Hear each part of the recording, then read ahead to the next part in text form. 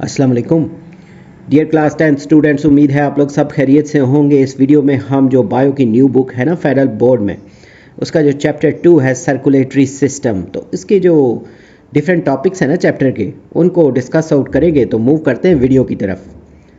तो चैप्टर 2 जो है सर्कुलेटरी सिस्टम यानी दौरान खून का जो निज़ाम है, ये All the cells of our body need food from small intestine and oxygen from lungs। तो हमारे जिस्म के जो तमाम सेल्स हैं उनको छोटी आंत जो होती है ना स्मॉल इंटेस्टाइन, उससे खुराक और जो लंग्स हैं वहाँ से ऑक्सीजन की ज़रूरत पड़ती है। Carbon dioxide has to be removed from the lungs. तो ये जो लंग्स होते हैं वहाँ से कार्बन डाइऑक्साइड को रिमूव करना होता है, मतलब खारिज करना होता है। तो likewise waste chemicals have to be removed from kidneys. इसी तरह ना बिल्कुल जो एक्स्ट्रा मटेरियल्स हैं या केमिकल्स हैं उनको किडनीज के थ्रू रिमूव आउट करना होता है, यानी खारिज करना होता है। Our bodies are too large for materials to simple diffuse in and out। तो हमारे जिस्म जो हैं इतने बड़े हैं कि ये जो मटेरियल्स हैं उनको सिंपली ना मतलब बाहर निकालना, अंदर लेके जाना या फिर उसको स्प्रेड आउट करना ना पूरी बॉडी में उसको अब्जॉर्ब करना, ये नॉर्मल तरीके से मुमकिन नहीं है। So we have a system of internal transport, a circulatory system that transports gases, nutrients and waste products. तो इसलिए क्या है कि हमारे पास ना एक इंटरनल निज़ाम है ट्रांसपोर्ट का। ट्रांसपोर्ट मतलब नक्लो हमल। तो वो क्या करता है, जो एक निज़ाम दौरान खून का जो सर्कुलेटरी सिस्टम है ना, वो एक निज़ाम है पूरा, जो गैसेस को, उसके अलावा जो न्यूट्रिएंट्स होते हैं ना, खुराक की जो अज्जा होते हैं, उसके अलावा जो एक्स्ट्रा मटीरियल्स हैं उनको ट्रांसफ़र वगैरह करने के लिए ना ये मुकम्मल एक निज़ाम जिस्म के अंदर मौजूद है। The heart and blood vessels make up the circulatory system. तो दिल और जो खून की डिफरेंट नालियाँ हैं ये सब मिल के ना सर्कुलेटरी सिस्टम को तश्कील करती हैं। The heart pumps blood to body through a network of blood vessels called arteries and veins. तो दिल एक नेटवर्क के ज़रिए ना खून को यानी ब्लड को जिस्म में पंप करता है, जिससे जो है ना आगे जो ये जो वेसल्स हैं इनको आर्टरीज या वेंस, ये दोनों मतलब उसकी टाइप्स हैं, ये इनको कहते हैं। फिर circulatory system is also known as cardiovascular system. तो दौरान खून के जो निज़ाम है ना सर्कुलेटरी सिस्टम, इसको कार्डियोवैस्कुलर सिस्टम भी कहा जाता है। Cardio means heart and vascular refers to blood vessels ना। तो कार्डियो का जो मतलब है ये हार्ट यानी दिल, और जो वैस्कुलर का मतलब खून की जो नालियाँ हैं वेसल्स, वो। तो आगे ये साथ ही ना पेज पे जो बॉक्स है एक इन्फॉर्मेशन का, इसमें the Greek name for the heart is kardia from which we have the adjective cardiac. तो दिल के लिए ना ये जो यूनानी नाम है कार्डिया, जिससे ना ये आगे जो एडजेक्टिव बना है कार्डियक। उसके बाद the Latin name for the heart is corona from which we have the adjective coronary. तो दिल के जो लातीनी निज़ाम है ना हार्ट के, लैटिन नाम जो है, जैसे उसको कोर कहते हैं, जिससे उसका जो एडजेक्टिव है कॉर्नरी ये बना है। नेक्स्ट जो टॉपिक है organs connected to blood circulatory system, यानी वो ऑर्गन्स या अज़ा जो निज़ाम खून के ना सर्कुलेटरी सिस्टम के साथ जुड़े हुए हैं। सबसे पहले ब्लड वेसल्स हैं, खून की नालियाँ जो हैं। All the organs of the human body are connected to blood circulatory system. इंसानी जिस्म के तमाम अज़ा खुराक जो दौरान खून है ना सर्कुलेटरी सिस्टम के निज़ाम से जुड़े होते हैं। The organs connected to blood circulatory system are head, neck, heart, liver, intestine, kidney, arm और लेग। तो ये जो सर्कुलेटरी सिस्टम है इसके साथ जो ऑर्गन जुड़े हुए हैं ना, जिनमें हेड है, फिर ये नेक यानी गर्दन है, फिर हार्ट है, लीवर है, इंटेस्टाइन है, उसके बाद किडनीज है और आर्म्स हैं, फिर लेग्स हैं। तो the function of blood vessel is to deliver blood to the organs and tissues in the body. तो खून की ये जो नालियाँ हैं ना, जितनी भी ये जो वेसल्स हैं, इनका काम क्या है कि जिस्म के तमाम जितने भी ऑर्गन्स हैं ना और टिश्यूज़ हैं वहाँ तक ब्लड को पहुँचाना।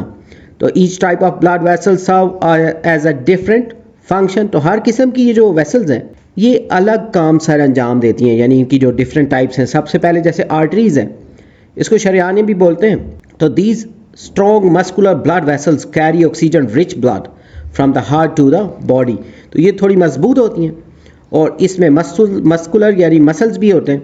और ये जो नालियाँ हैं ना वेसल्स, ये दिल से जिस्म के तमाम ऑक्सीजन भरा हुआ खून ना वो लेके जाती हैं पूरी बॉडी की तरफ। आर्ट्रियोल्स जो हैं ये छोटी नालियाँ होती हैं। Arterioles branch into smaller vessels called arterioles. तो आर्टरीज जो हैं ये ब्रांच यानी ब्रांचें बनाती हैं ना, छोटी स्मॉलर वेसल्स बनाती हैं जिनको आर्ट्रियोल्स कहते हैं। तो both arteries and arterioles are very flexible. तो ये जो दोनों है ना, आर्टरीज और आर्ट्रियोल्स, इनमें फ्लेक्सिबिलिटी होती है, लाइक लचकदार होती हैं ये। तो दे गेट बिगर और smaller to help maintain your body blood pressure. तो ये जो ब्लड प्रेशर होता है, बीपी जिसको कहते हैं ना, उसको बरकरार रखने के लिए ना ये थोड़ी वाइडन या शॉर्टन होती रहती हैं, मतलब कॉन्ट्रैक्ट होती हैं, कभी रिलैक्स होती हैं, यानी छोटी बड़ी हो सकती हैं इसी लचक की वजह से ना, जो इनके अंदर होती है, यानी इनमें जो फ्लेक्सिबिलिटी होती है ना, उसकी वजह से। फिर जो कैपिलरीज है, ये these tiny blood vessels have thin walls ना, ये बहुत छोटी होती है ना, खून की नालियाँ बारीक दीवारों वाली होती हैं, और oxygen and nutrients from the blood can move through the walls and get into organs and tissues. तो खून में मौजूद ऑक्सीजन और ग़िज़ाई अज्जा जो है ना, न्यूट्रंस, इन दीवारों से होकर ना, इसकी वॉल से, तो मुख्तलिफ ऑर्गन तक, उसके अलावा डिफरेंट जो टिश्यूज़ हैं वहाँ तक पहुँचते हैं। तो the capillaries also take waste products away from your tissues.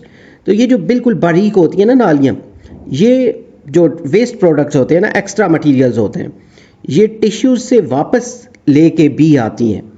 फिर capillaries are where oxygen and nutrients are exchanged for carbon dioxide and waste. तो यही वो जगह है ना जहाँ ऑक्सीजन और जो डिफरेंट न्यूट्रंस है उनका तबादला होता है ना, एक्सचेंजमेंट होती है, जैसे कार्बन डाइऑक्साइड और एक्स्ट्रा मटीरियल्स जो एक्सचेंज होते हैं यहाँ पे।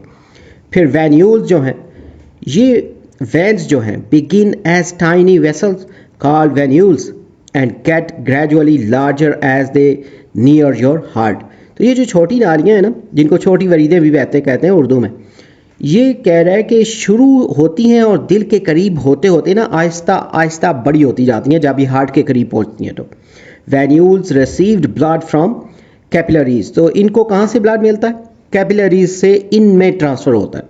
उसके बाद जो वेन्स हैं, veins carry large volume of deoxygenated blood back to the heart. तो वेन्स जो होती हैं ये ज़्यादा मिकदार में ना ऑक्सीजन से खाली, यानी ऐसा ब्लड जिसमें ऑक्सीजन नहीं होती या कम होती है, वो खून जो होता है ना ब्लड, उसको दिल की तरफ ना वापस लेके आती हैं। तो thin less elastic walls help them handle high volumes and low pressure. तो इनकी बारीक और कम लचक वाली जो वॉल्स होती हैं ना, लेस इलास्टिक जो वॉल्स होती हैं, ये ज़्यादा मिकदार और कम दबाव को संभालने में ना मदद देती हैं।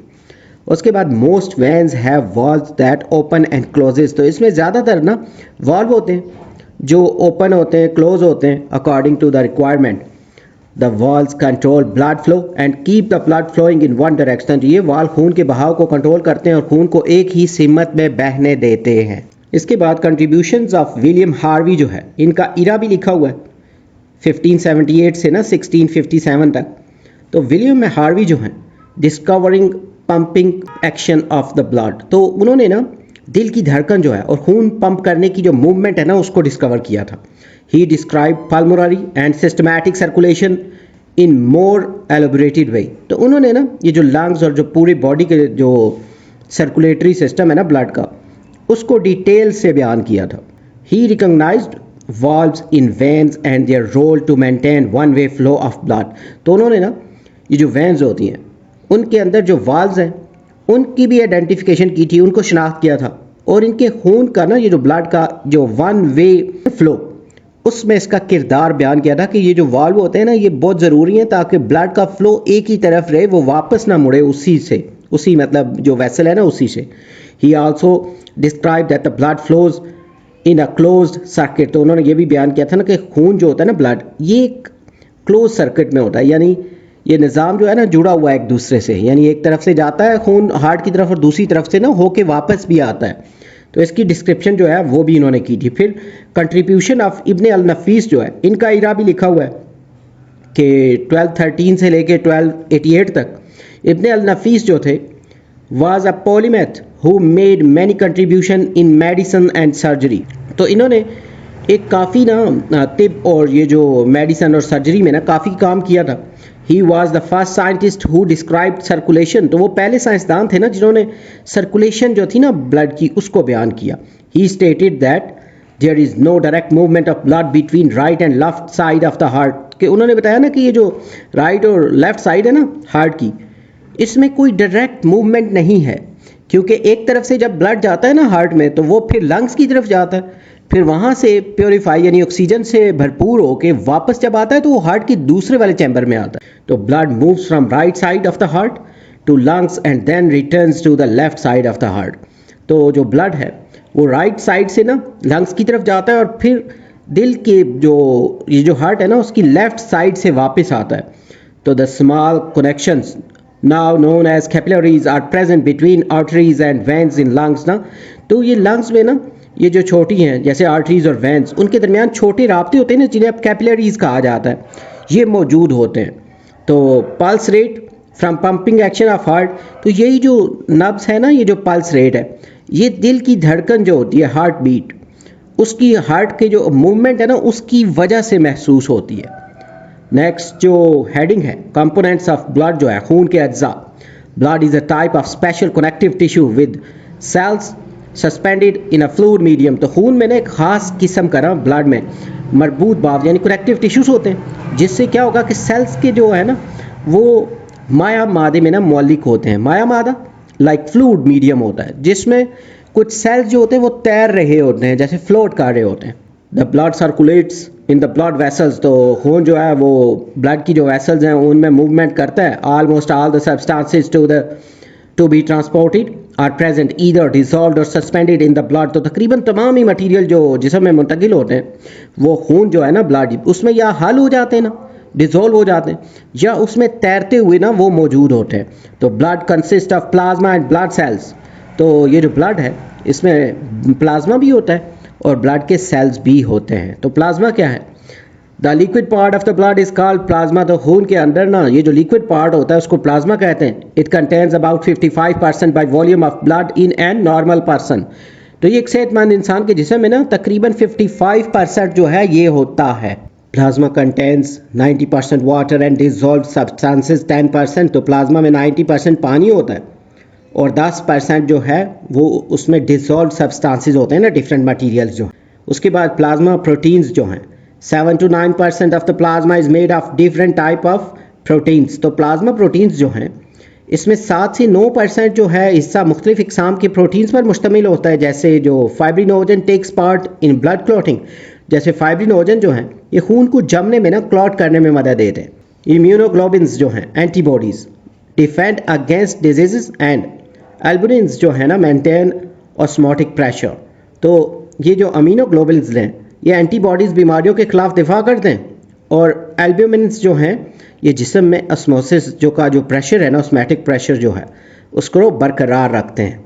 फिर जो मिनरल आइंस है ना dissolve mineral salts, chlorides, bicarbonate, sodium, potassium and calcium, इसमें जो मादनी आइंस होते हैं ना मिनरल आइंस ये डिजॉल्व होते हैं उसमें, जैसे क्लोराइड्स हैं, बाइकार्बोनेट्स हैं, सोडियम, पोटेशियम और कैल्शियम जो है। फिर मेटाबोलाइट्स जो हैं एंड वेस्ट। तो metabolites are amino acids, glucose, vitamin, lipids and metabolic waste are urea, uric acid ETC। जो मेटाबोलाइट्स हैं और एक्स्ट्रा मटीरियल्स हैं ना वेस्ट जो हैं, मेटाबोलाइट्स में अमाइनो एसिड्स होते हैं, ग्लूकोज होते हैं, वाइटामिन होते हैं, लिपिड शामिल होते हैं और एक्स्ट्रा जो वेस्ट होते हैं ना उसमें यूरिया, यूरिक एसिड वगैरह शामिल होता है। फिर हार्मोन्स जो हैं all the hormones present in the plasma are to be carried by the blood. तो हार्मोन्स जो हैं प्लाज्मा में मौजूद तमाम हार्मोन्स खून के ज़रिए ना जिस समय मुंतकिल किए जाते हैं। डिजॉल्व जो गैसेज हैं carbon dioxide and oxygen in the plasma, इसमें जो तहलील शुदा गैसेज है ना यानी डिसॉल्व्ड गैसेज जो हैं प्लाज्मा में मौजूद होती हैं, जैसे कार्बन डाइऑक्साइड है और ऑक्सीजन है। नेक्स्ट में ये जो इंफॉर्मेटिव बॉक्स है ना इसमें how to separate plasma from the other components of blood. तो खून के दूसरे अज्जा को ना कंपोनेंट्स को प्लाज्मा से कैसे अलग किया जा सकता है। तो you can centrifuge blood which separate the components of blood according to their density. तो खून को ना सेंट्रीफ्यूज मशीन में घुमा करना जिसमें वो तेज़ मूवमेंट होती है, तो इससे क्या होगा उसके जो कंपोनेंट्स हैं उनकी डेंसिटी के मुताबिक ना वो थोड़े अलग हो जाते हैं अपने ज़्यादा डेंस हैं या कम डेंस हैं। तो centrifuge machine spin blood samples very fast to separate out. तो सेंट्रीफ्यूज मशीन जो है ये ब्लड के जो सैंपल्स हैं उनको बहुत तेज़ी से ना स्पिन करती है, घुमाती है तेज़। The yellow top layer is plasma. तो उसमें जो ऊपर वाली लेयर है ना येलो रंग की ये प्लाज्मा होती है। The middle layer is a buffy coat. Buffy coats are leukocyte enriched residual units obtained by centrifugation of whole blood ना, तो दरमियानी तह जो होती है ना, दरमियान वाली लेयर, ये बफी कोट इसको कहते हैं। तो ये सफ़ेद खून के खुलियात से ना, यानी सेल से भरपूर होती है, वाइट सेल से। उसमें ज़्यादा से ये होते हैं जो मुकम्मल जो खून के ना ब्लड को सेंट्रीफ्यूज करने से हासिल होती है।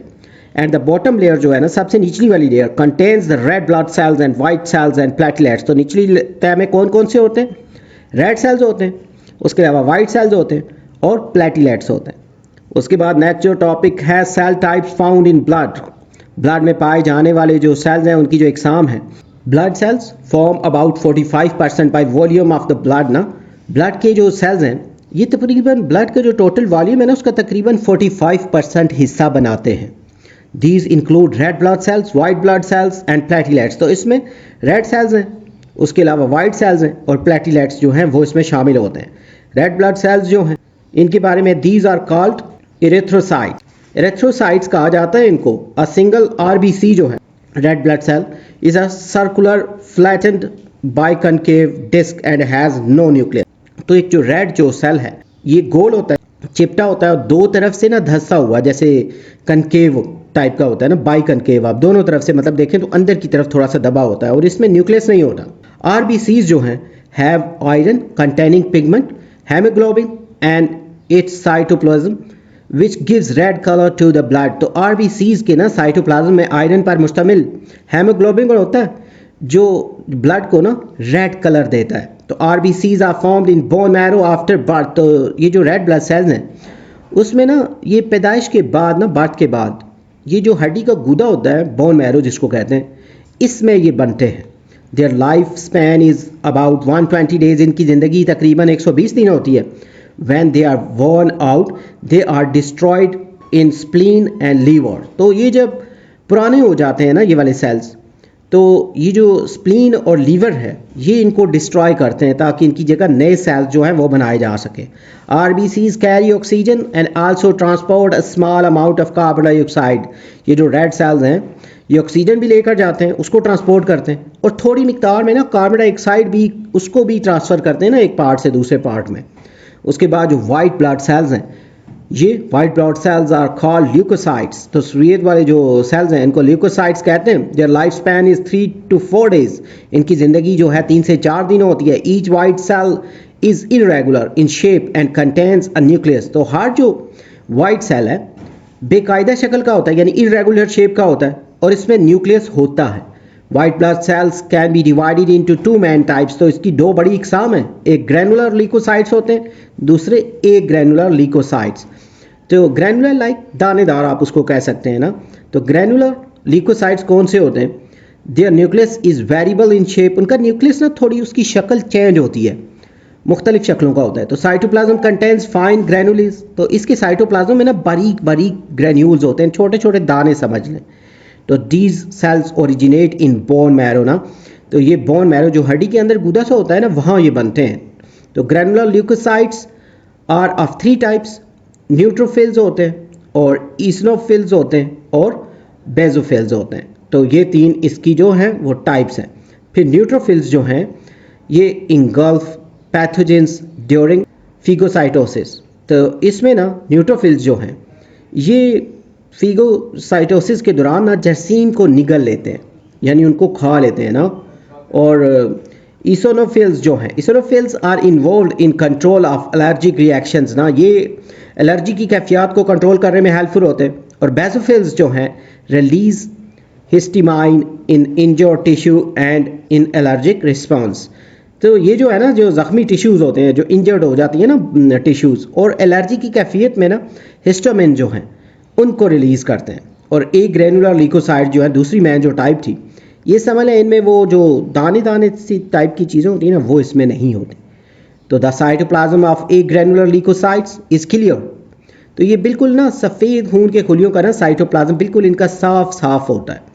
तो देयर आर ऑफ 2 टाइप्स। इसकी 2 टाइप्स हैं, एक मोनोसाइट्स होते हैं, दूसरे लिम्फोसाइट्स। तो इनकी जो दोनों टाइप्स हैं उनके नाम हैं ये। मोनोसाइट्स जो हैं these are phagocytic and ingest bacteria and dead cells at the damage tissue region ना। तो मोनोसाइट्स जो है ये फाइगोसाइटिक होते हैं और जब जो भी कोई मुतासरा हिस्सा होता है ना, वहाँ पे बैक्टीरिया और जो डेड सेल्स हैं उनको हजम कर लेते हैं, डाइजेस्ट कर लेते हैं। उसके बाद लिम्फोसाइट्स जो हैं, there are two types of lymphocytes. B lymphocytes protect us by producing antibodies. तो लिम्फोसाइट्स जो हैं, लिम्फोसाइट्स की दो अक़साम होती है ना, जिसमें बी लिम्फोसाइट्स हमें जो है एंटीबॉडीज़ बनाकर तहफ़्फ़ुज़ फराहम करते हैं हमें। तो T lymphocytes directly destroy any cell that can be harmful, like जैसे वायरस इन्फेक्टेड सेल्स हैं या फिर कैंसरस सेल्स हैं। तो टी लिम्फोसाइट्स जो हैं ये बराह रास्त ना डायरेक्टली उन सेल्स को तबाह कर देते हैं ना जो नुकसानदेह हो सकते हैं, जैसे वायरस ज़्यादा जो सेल्स हैं या जो कैंसरस सेल्स हैं उनको ना। तो इसके बाद यहाँ पे एक बॉक्स है ना इंफॉर्मेशन का, इनफैक्ट दो बॉक्सेस हैं। तो वाइट ब्लड सेल्स जो हैं are transparent, to distinguish them from red blood cells they are called white blood cells. तो सफ़ेद जो सेल्स हैं उनके जो सेल्स बिल्कुल शफाफ होते हैं ना, ट्रांसपेरेंट होते हैं, यानी उनके अंदर से जैसे दिखाई दे रहा होता है। तो इन्हें रेड ब्लड सेल्स से फ़र्क करने के लिए ना बोला जाता है वाइट सेल्स। और दूसरा सीरम जो है is the clear liquid part of blood that remains after blood cells and clotting protein have been removed।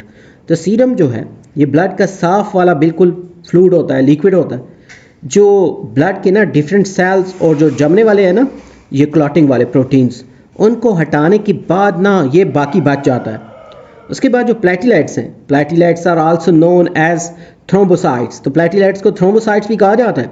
Bone marrow cells called megakaryocytes to form fragments called platelets. तो ये जो हड्डी के गोदे में ना सेल्स जिन्हें मेगा कैरियोसाइट्स कहते हैं, प्लेटलेट्स कहलाने वाले जो पार्टिकल्स हैं ना ये वो बनाते हैं। Platelets play an important role in the blood clotting. Platelets जो हैं ये खून को जमने में ना, ब्लड क्लॉटिंग में, जैसे कोई जख्म वगैरह हो जाता है तो उस अमल में ये बहुत अहम किरदार अदा करते हैं। फिर ब्लड क्लॉटिंग जो है, ब्लड क्लॉटिंग और coagulation is an important process that prevents excessive bleeding when a blood vessel is injured। तो खून जमने का या coagulation का जो अमल है ये एक अहम प्रोसेस है जो किसी मतलब जगह से जख्मी हो जाता है ना इंसान, जहाँ पे कोई जख्म वगैरह या इंजरी हो जाए तो ज़्यादा खून बहने से बचाता है, क्योंकि वहाँ के ऊपर ना ये क्लॉट सा, लोथड़ा सा बना देते हैं। तो प्लेटलेट्स एंड प्लाज्मा प्रोटीन यानी थ्रोम्बिन और fibrinogen etcetera work together to stop the bleeding by forming a clot over the injury. तो प्लेटलेट्स और प्लाज्मा प्रोटीन्स जो हैं ये थ्रोम्बिन, फाइब्रिनोजन वगैरह मिलकर ना जो इंजरी वाली जगह है वहाँ पे खून को जमाने के लिए क्लॉट बनाते हैं, ताकि जो ब्लड है उसका जो फ्लो है ना बहना वो बंद हो जाए। While its primary function is to maintain homeostasis, blood clotting also play a role in immunity. अगरचे इसका बुनियादी काम जो है होम्योस्टेसिस का मतलब होता है ना जिस्म को रेगुलेट करना, यानी तवाज़ुन पैदा करना इसके अंदर ना, तो इसको बरकरार रखता है। लेकिन ये जो ब्लड क्लॉटिंग का अमल है ये एक इम्यून सिस्टम उसमें भी किरदार अदा करता है।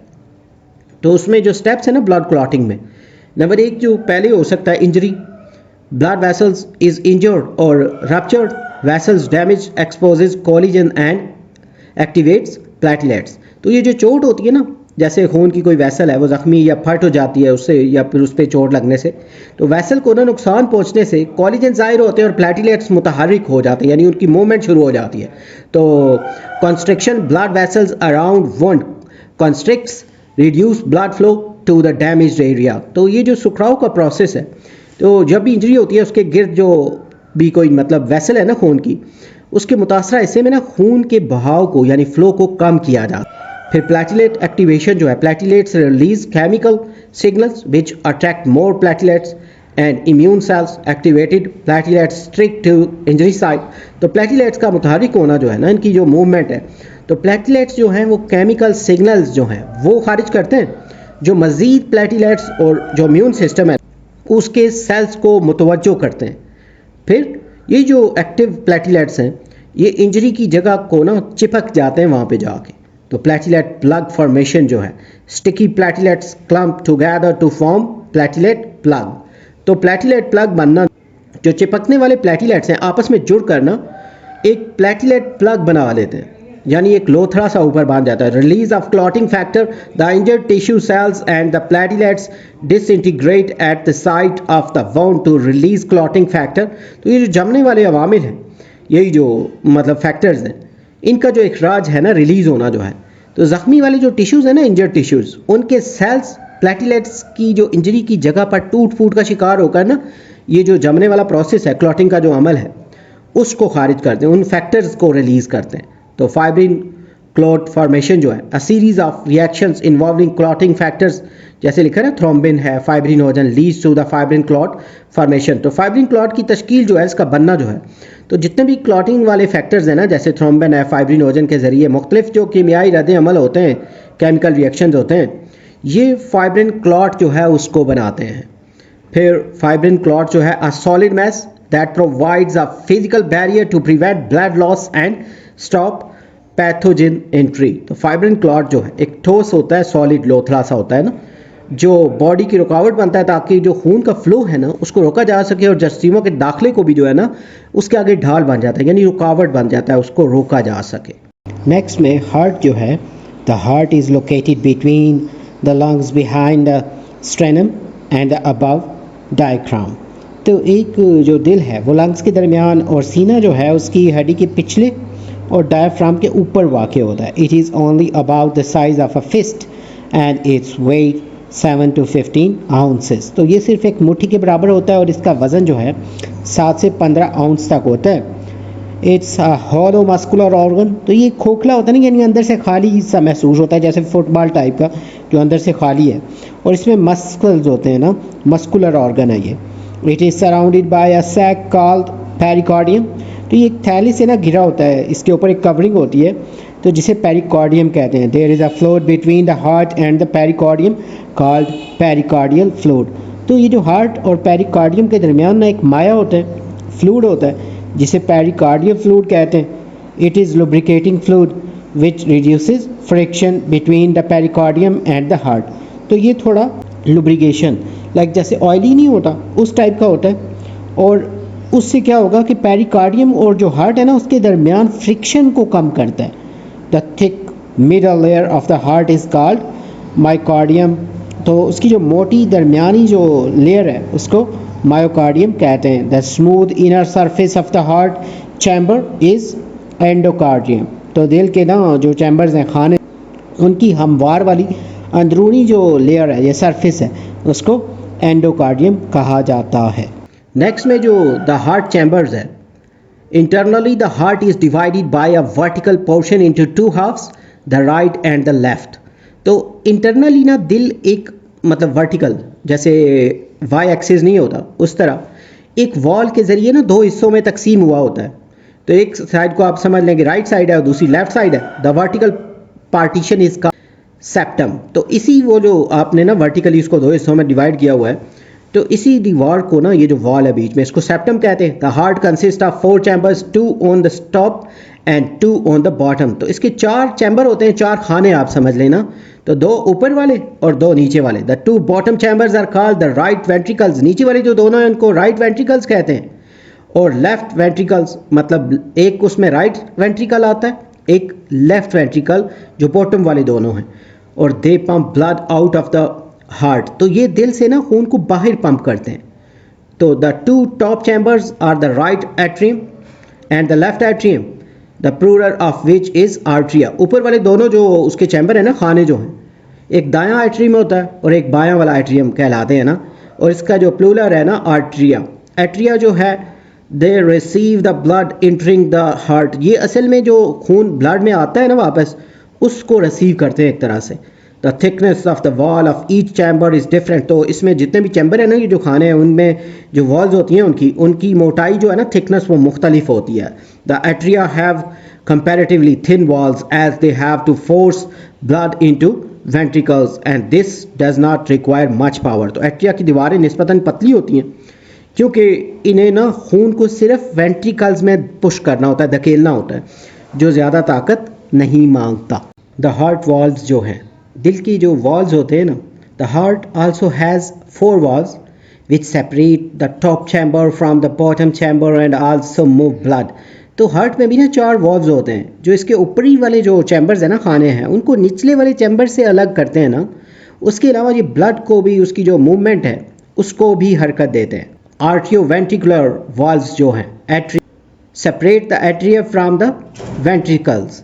आर्टियो वेंट्रिकुलर वॉल्व जो हैं एट्रिया को वेंट्रिकल्स यानी निचले वाले जो चैम्बर्स हैं उनसे जुदा करते हैं ना, ऊपर वाले खानों से जुदा करते हैं। Each valve is composed of cusps और फ्लैप्स। तो हर जो वाल्व है ये छोटे, जैसे ना अब फ्लैप्स समझ लें जैसे पत्ते होते हैं, उस तरह की झिल्लियों पर मुश्तमिल होते हैं। The valve between the right atrium and right ventricle has 3 cusps and is called tricuspid valve. तो दाएं एट्रियम में ना, राइट वाले एट्रियम में और दाएं जो राइट वाला वेंट्रिकल है उसके दरमियान ना वाल्व 3 लेयर्स पर मुश्तमिल होता है और इसे ट्राइकस्पिड वॉल्व कहते हैं। The valve between left atrium and left ventricle has 2 cusps and is called bicuspid और मिट्रल वॉल्व। तो बाएं जो एट्रियम है ना और बाएं वेंट्रिकल के दरमियान वाला जो वॉल्व है इसमें डबल लेयर होती है, 2 लेयर्स होती हैं, इसे बाइकस्पिड या माइट्रल वॉल्व जो है वो कहते हैं। तो tricuspid valve separate the right side and bicuspid valve separate the left side. तो ये मेन है बात कि ट्राइकस्पिड जो वॉल्व होते हैं ये राइट वाले हिस्से को मतलब सेपरेट करते हैं, जबकि जो बाइकस्पिड वॉल्व हैं ये बाइंड या लेफ्ट वाले हिस्से को वो सेपरेट यानी जुदा करते हैं। तो 2 additional valve separate the ventricles from the large blood vessel that carry blood leaving the heart। तो 2 मजीद वॉल्व जो हैं वेंट्रिकल्स को, इनकी बड़ी जो नालियाँ हैं ना ब्लड की, उन नालियों से जुदा करते हैं जो दिल से खून जो है या ब्लड उसको बाहर ले जाती हैं। The pulmonary semilunar valve is between the right ventricle and pulmonary artery। तो पल्मोनरी जो सेमिलॉन्स है valve दाएं वेंट्रिकल को ना, राइट वाले वेंट्रिकल को, और पल्मोनरी शरियान जो है उसके दरमियान होता है ये। तो it carries blood to the lung, ये जो है ये ब्लड को ना लंग्स तक लेके जाता है। The aortic semilunar valve is between the left ventricle and the aorta. तो ये जो आयोर्टिक सेमिलुनर वॉल्व जो है ये लेफ्ट वेंट्रिकल और आयोर्टा के दरमियान ना होता है। It carries blood in the body, ये खून को ना जिस्म के बाकी हिस्सों तक लेके जाता है। The atria receive blood and the ventricles distributed. तो एट्रिया खून को वसूल करते हैं और वेंट्रिकल जो हैं इसे तकसीम करते हैं। Blood from the head, neck and arm is return to the right atrium by super vena cava. तो ये जो हेड है, गर्दन यानी सर है, गर्दन, बाजू वगैरह, वहाँ से खून जो है सुपर वेना केवा में उसके ज़रिए ना राइट एट्रियम में वापस आता है। Blood from lower parts of the body is brought back to the inferior vena cava to the right atrium. तो जिस्म के जो निचले हिस्सों से ना ये जो ब्लड है इंफीरियर वेना केवा के ज़रिए दाएं एट्रियम यानी राइट एट्रियम में ना वापस आता है। दस the right atrium receives deoxygenated blood from the superior and inferior vena cava. तो इस तरह क्या होगा, राइट एट्रियम जो है ऑक्सीजन से खाली जो होता है, जिसमें ऑक्सीजन नहीं होती ना, उस वाले ब्लड को ना सुपीरियर और इंफीरियर वेना केवा से वसूल करता है, रिसीव करता है। When the right atrium contracts, जब ये सुकड़ जाता है ना राइट एट्रियम, तो ब्लड जो है उसका फ्लो हो जाता है इनटू द राइट वेंट्रिकल। जब ये मतलब बंद होता है ना तो सारा इसका ब्लड सारा पुश आउट होकर राइट वेंट्रिकल में चला जाता है थ्रू द ट्राइकस्पिड वॉल्व। कौन से वॉल्व के ज़रिए? ट्राइकस्पिड वॉल्व के ज़रिए। नेक्स्ट में जो ह्यूमन हार्ट है, इसकी जो डायग्राम, इसकी जो मतलब ये डिफरेंट पार्ट लिखे थे ना, जैसे सुपर वेना ये ऊपरी जिस्म से ना खून जो है ब्लड उसको दिल में लेके आती है। फिर जो राइट आर्टरियम है ये ऑक्सीजन से जो खाली है ना खून, यानी ऑक्सीजन जिसमें नहीं होता, उसको वसूल करता है ये वाला जो चैम्बर है। और ट्राइकस्पिड वॉल्व जो हैं ये खून को ना राइट एट्रियम से राइट वेंट्रिकल में ना जाने देते हैं, राइट एट्रियम से राइट वेंट्रिकल में। और राइट वेंट्रिकल जो है ये खून को ना लंग्स की तरफ पुश करता है। फिर पल्मोनरी वाल्व जो है ये खून को ना ब्लड को पल्मोनरी शरियान के ज़रिए ले जाता है। फिर पल्मोनरी जो आर्टरी है ये ब्लड को ना लंग्स में लेके जाती है। और पल्मोनरी वेन जो है ये ऑक्सीजन से रिच जो ब्लड है ना उसको लंग्स से वापस लाती है। तो लेफ्ट आर्टरियम जो है ये ऑक्सीजन वाला जो रिसीव्ड है ना ब्लड वो रिसीव करते हैं, जो ऑक्सीजनेटेड ब्लड होता है ऑक्सीजन वाला। तो मिट्रल वॉल्व जो है बाएं जो लेफ़्ट वाला एट्रियम से बाएं यानी लेफ़्ट वेंट्रिकल में ना खून ले जाता है। फिर लेफ़्ट वेंट्रिकल जो है ये ब्लड को ना आयोटा में पुश आउट करता है और आयोटिक वॉल्व जो है ये ब्लड को ना आयोटा में जाने देता है। और आयोटा जो है ये ब्लड को ना बॉडी के तमाम पार्ट्स में तकसीम करता है। इन्फीरियर वेना कैवा जो है ये जिस्म के निचले हिस्से से ना खून वापस लाती है। तो ये कुछ उसकी जो डायग्रामेटिक एक्सप्लेनेशन है, इसके थ्रू आप छोटे इनके जो फंक्शन है वो अंडरस्टैंड कर सकते हैं। When the right ventricle contracts, the blood pressure closes tricuspid valve। तो जब राइट वेंट्रिकल सुकड़ता है ना, जब वो मतलब छोटा हो जाता है, दब जाता है, तो ब्लड जो है उसका सारा प्रेशर जो है ट्राइकस्पिड वाल्व को बंद कर देता है। तो this prevent back flow of blood into atrium. तो इससे क्या होगा कि वापस जो है ना वो ब्लड वो आर्ट्रियम में जाने से रुक जाएगा, यानी वापस नहीं जाएगा। The blood leaving the right ventricle by pulmonary trunk. तो ब्लड जो है राइट वेंट्रिकल से पल्मोनरी ट्रंक के जरिए बाहर जाता है। फिर पल्मोनरी ट्रंक जो है divides into two pulmonary arteries. Pulmonary trunk जो है ये दो पल्मोनरी आर्टरीज में डिवाइड हो जाती है, वन टू ईच लंग। फिर जो दोनों हैं एक एक लंग में जाती हैं। उसके बाद return of blood into ventricle is prevented by semilunar valves in the pulmonary trunk. तो पल्मोनरी ट्रंक सेमिलूनर वाल्व जो हैं ये ब्लड को वेंट्रिकल में वापस जाने से रोकते हैं। Oxygenated blood from the lungs is brought back to the heart by way of the pulmonary which open into left atrium. तो ऑक्सीजन से रिच जो है ना ऑक्सीजनेटेड ब्लड जो है वो लंग्स से ना पल्मोनरी वेन्स के जरिए दिल में ना हार्ट में वापस आता है, जो लेफ्ट आर्ट्रियम में आके ओपन होती हैं। तो when the left atrium contracts the blood इंटर्स the left ventricle through bicuspid valve. तो जब लेफ्ट वाला आर्ट्रियम जो है वो सिकुड़ता है ना तो उससे क्या होगा, कॉन्ट्रैक्शन जब होती है तो ब्लड जो है हाई कास्पिड वाल्व जो है तो ब्लड जो है वो बाइकस्पिड वाल्व के ज़रिए लेफ्ट वेंट्रिकल में दाखिल होता है। तो passage of blood through heart जो है when the left ventricle contracts blood leaves by a large artery the aorta. तो जब लेफ्ट वाला वेंट्रिकल सिकुड़ता है ना, जब कॉन्ट्रैक्ट होता है तो क्या होगा, तो ब्लड बड़ी वाली जो आर्टरी है आयोर्टा के ज़रिए खारिज होता है ना। From the aorta blood is distributed to all parts of the body except lungs. तो आयोर्टा से ना ब्लड सारे जिस्म के हिस्सों में जाता है सिवाय लंग्स के। तो aorta also has semilunar valves to prevent back flow into the left ventricle. Aorta में भी ना सेमिलूनर वाल्व्स होते हैं जो ब्लड को ना बाएं वेंट्रिकल में वापस जाने से रोकते हैं। तो right ventricle pumps deoxygenated blood to lungs at low pressure. तो राइट वेंट्रिकल बगैर ऑक्सीजन वाला जो खून है उसको कम प्रेशर पर लंग्स को पंप करता है। This is because blood has to travel short distance from heart to lungs. तो ऐसा इसलिए होता है क्योंकि दिल से ना हार्ट से वो जो लंग्स हैं उनका फासला बहुत कम होता है। तो also lungs are filled with air which creates very little resistance. तो लंग्स जो होते हैं वो तो हवा से भर जाते हैं ना जब हम सांस लेते हैं, इसलिए वो कम रेजिस्टेंस आगे से रुकावट को ना वो कम कर देते हैं। तो the pulmonary arteries are not as muscular as systemic arteries. तो पल्मोनरी जो आर्टरीज हैं सिस्टमिक आर्टरीज जितनी मजबूत नहीं होती। The low pressure in pulmonary circulation allows easy exchange of gases in alveoli. तो पल्मोनरी जो सर्कुलेशन में ना जो कम प्रेशर वाली एलोलाई में गैसेस के आसान ईजी होता है ना उसका एक्सचेंज जो है उसको मुमकिन बनाता है। तो left ventricle pumps blood to the body at high pressure because it has to drive the blood out from the heart and all the way down to lungs legs and arms. तो बाएं जो ventricle है ये blood को ना high pressure पर जिस्म में पंप करता है, क्योंकि इससे जो ब्लड को ना दिल से जब हार्ट से निकाल कर बाजुओं और टांगों तक पहुंचाना होता है तो इसलिए इसका जो प्रेशर है थोड़ा, तो it is required to overcome the resistance from muscles and other body tissues on the way.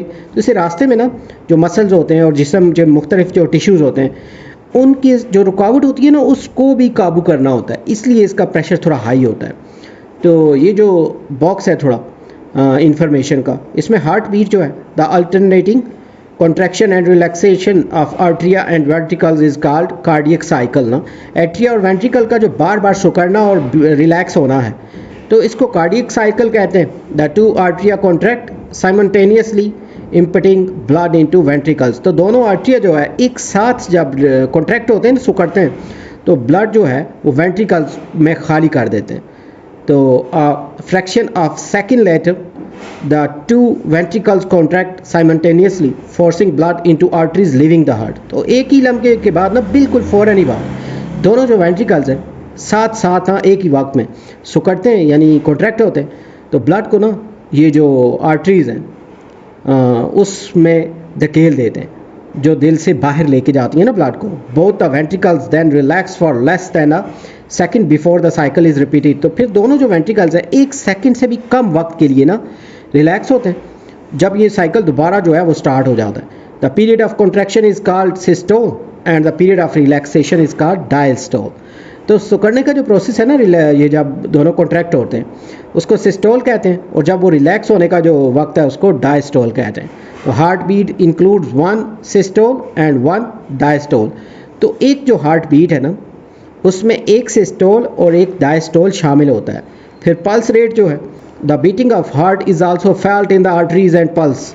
तो दिल की जो धड़कन है ना उसको शरीयानों में ना ये नब्ज के तौर पे हम महसूस करते हैं। Pulse is the vibration felt in arterial walls due to expansion of the aorta following ventricular contraction. तो ये जो हमारी पल्स है वो वाइब्रेशंस होते हैं जो वेंट्रिकल्स के, मतलब वो जब होता है ना सिकुड़ता है जो, उसके बाद आयोटा के फैलाव की वजह से जब वो रिलैक्स हो रहा होता है, एक्सपेंड हो रहा होता है, तो उससे क्या होगा, उसकी वाल्व्स में महसूस होती है ना ये कॉन्ट्रैक्शन और रिलैक्सेशन के दौरान। तो if you place fingers on an artery on the wrist you will feel the pulse. तो अगर आप सही जगह पे ना अपनी कलाई पर इसको अपनी 2 उंगलियों को रखें ना अपनी रिस्ट पर जहाँ से आर्टरीज गुजर रही हैं, तो आप अपनी नब्स को ना यानी उसको पल्स को महसूस कर सकते हैं। तो नॉर्मल जो अडल्ट हैं उनका पल्स रेट जो है वो वेरी करता है 60 से 100 के मतलब बीच में 1 मिनट में ना। तो ये नॉर्मल जैसे 60 है, लेकिन जब ऐसे आप एक्सरसाइज वगैरह कर रहे होते हैं तो उसका रेट थोड़ा बढ़ जाता है ना 70, 80, 90। और the rate of heart beat is indicated by the pulse rate. तो यही जो दिल की धड़कन है ना, रेट ऑफ हार्ट बीट, इसको पल्स रेट से जाहिर किया जाता है, यानी इसको आप कह सकते हैं नब्ज़ की रफ्तार से इसको जाहिर किया जा सकता है। तो यहाँ पे ये ऑलमोस्ट हाफ चैप्टर है सेकंड वाला। उम्मीद है ये जो लेक्चर है, ये वीडियो जो है, ये आपके लिए हेल्पफुल होगी। जल्द न्यू वीडियो में ना हम कोशिश करेंगे कि बाकी जो रिमेनिंग पार्ट है ना इस चैप्टर का उसको डिस्कस आउट करें। और अगर आपने हमारा चैनल सब्सक्राइब नहीं किया तो सब्सक्राइब कर लें ताकि वक्त पे ना आपको न्यू वीडियो जो है वो मिल जाए।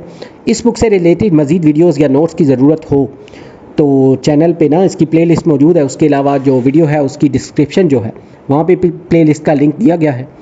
जल्द न्यू वीडियो में नए लेक्चर के साथ मिलेंगे। Have a nice time.